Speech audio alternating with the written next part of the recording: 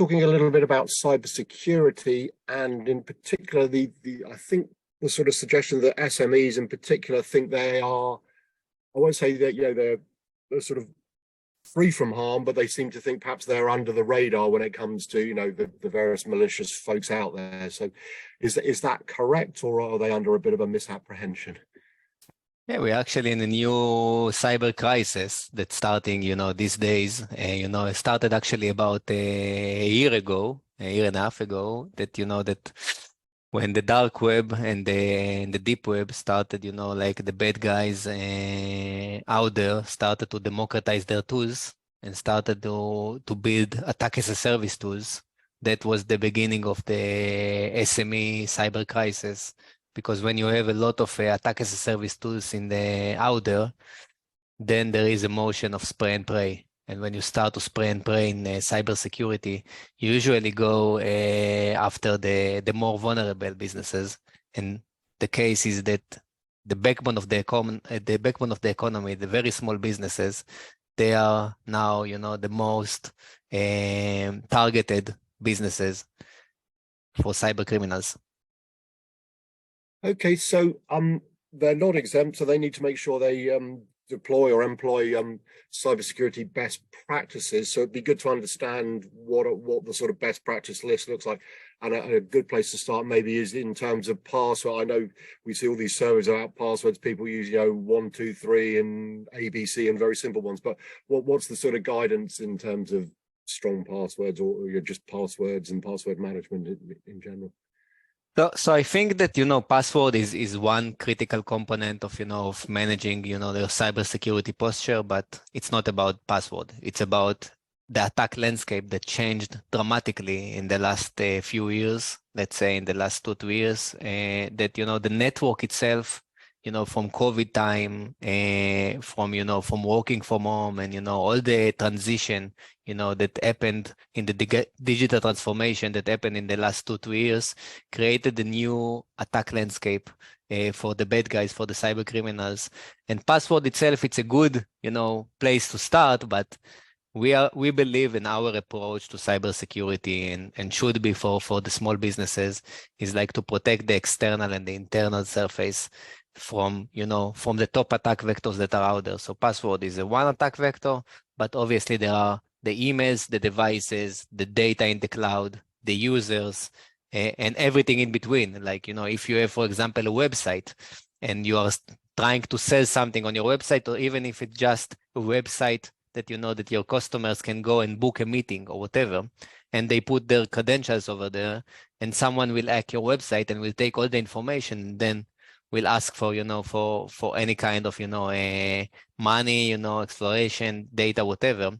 So you need to be aware and you need to be protected. So the approach is like to protect the top attack vectors from external surface to the internal perimeter. Okay, and I'm thinking two-factor, even multi-factor authentication seems to be becoming a more prevalent way of adding a layer of security in terms of working out who's trying to access what and if they've got the credentials. Is that right? Yeah, definitely. It's about two-factor authentication, multi-factor. It's about, protecting your data in the cloud. It's about protecting your employees, protecting the posture of the employees, for example, cyber awareness. Are your employees aware about, the threats that are out there?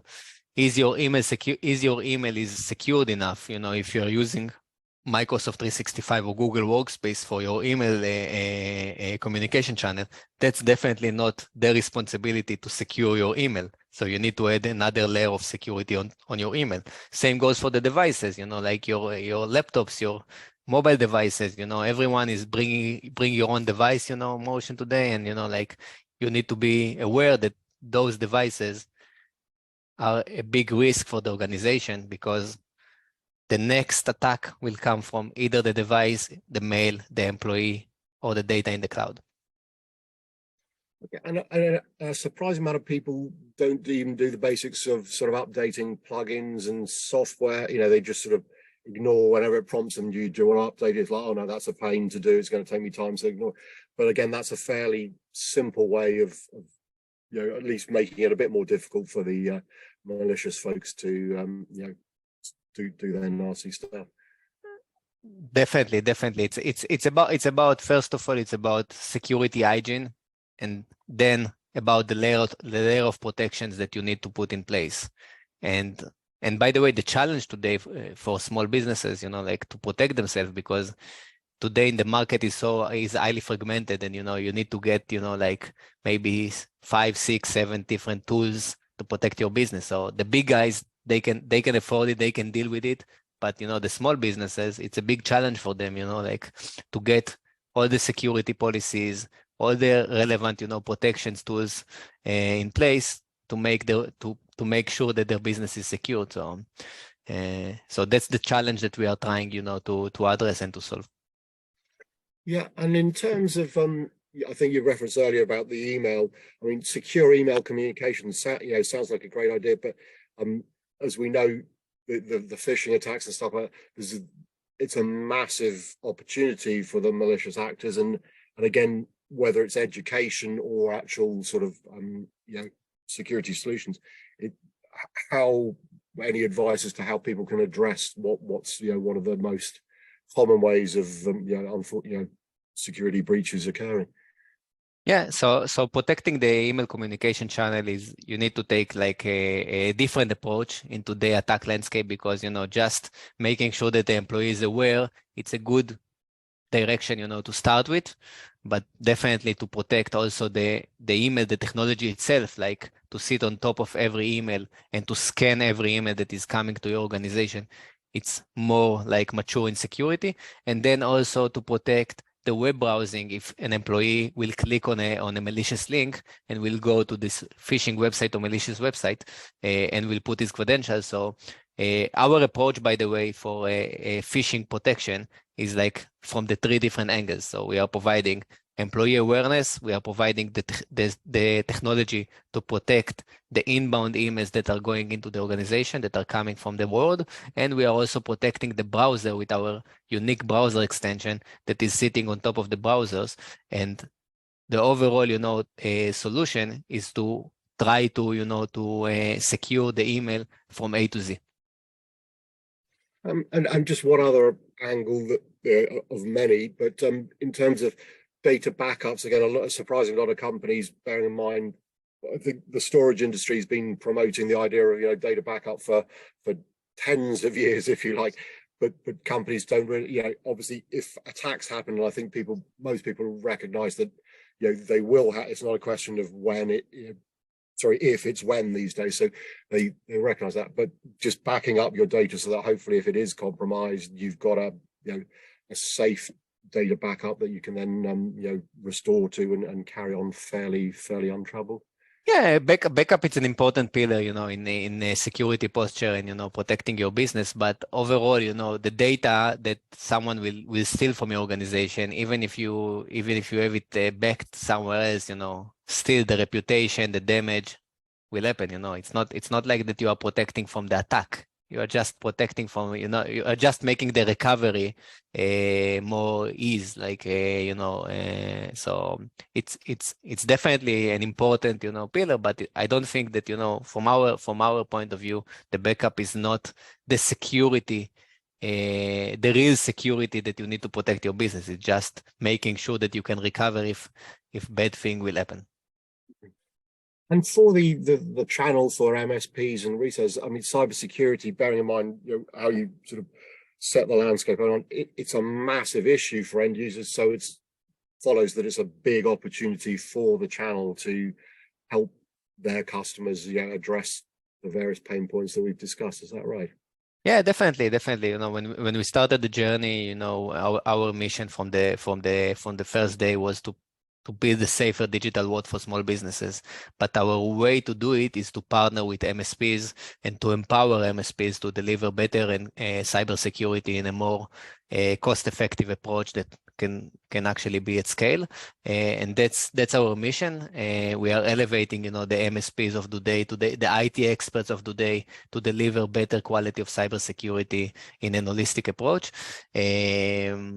And this market is definitely evolving very, very quickly, and the demand is growing, and we are here to support the MSPs of the world that want to get into cybersecurity and to make sure that their customers are more secured. Okay, and Guardz yourself, you offer, bear in mind you said earlier people need multiple potentially security, but you say you're offering an all-in-one solution for MSP. So can you sort of outline what it is exactly that you're offering and and the benefits it brings obviously to the channel folks, but then by extension to their customers? Yeah, so we are developing and offering a managed security platform for the MSPs. It's a new approach because as I mentioned, in today's world, when there are too many point solutions in the market, and you need to go and integrate and get different subscriptions in place, and making sure that everything is working together, and you can build like your offering as an MSP for the end customer. This is a very complicated world and obviously very costly, and so we are solving this issue by by building from the ground up the security stack that is protecting the top attack vectors, as I mentioned, the cloud application, the users, the data, the devices, the emails, and the overall security posture of the employees and the business in one single pane of glass, and in a multi-tenant approach that MSPs can manage it at scale with with reporting capabilities and with management capabilities, that you can onboard the client in seconds. You can generate reports about the risk of the business, about the ROI that you are delivering as an MSP for the business.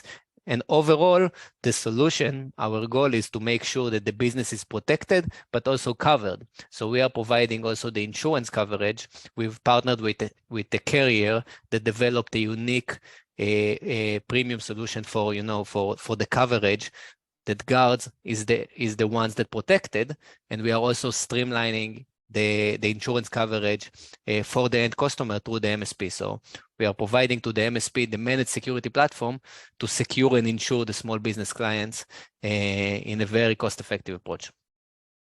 Okay, and you say building from the ground up. So as I understand that means you're not you're not integrating existing products and making this all-in-one solution and sort of standing behind it.